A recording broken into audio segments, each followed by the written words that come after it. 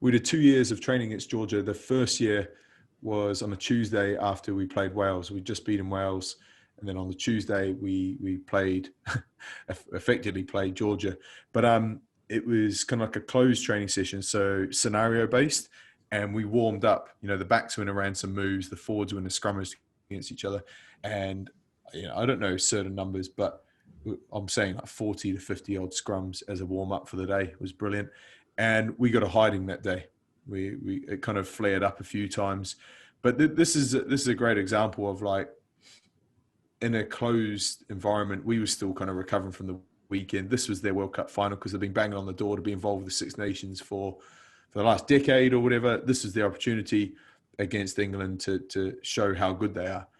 But all of a sudden, you chuck in some game scenarios, chuck in a little bit of running, you know, bit of psychological warfare like I talked about before, moving them around, second-guessing themselves. You know, Billy Vunipola off the back of the scrum in the game keeps their back rowers interested. Whereas in that training session, there was nothing else to think about other than scrummaging and trying to earn respect and prove a point.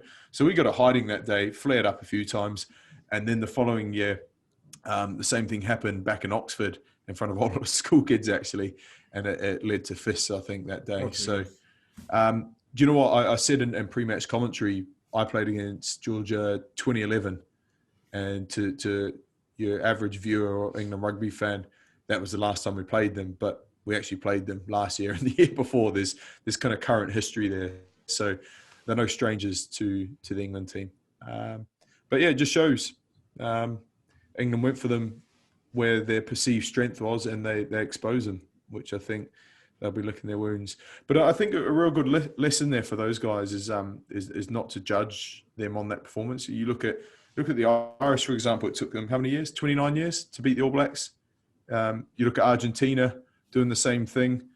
That constant exposure to playing the very best. I'm not saying Ireland a tier 2 country, by the way. I'll clear that up. But that exposure of playing the best for the last 29 years for Argentina, and more recently in the Rugby Championship, has gained them the experience and the belief and the tactical kind of nous to actually go and beat the All Blacks. So with Georgia, we can't look at them in this tournament and go, they've lost against England and potentially lost every game. Cast them back to play Romania and whatnot.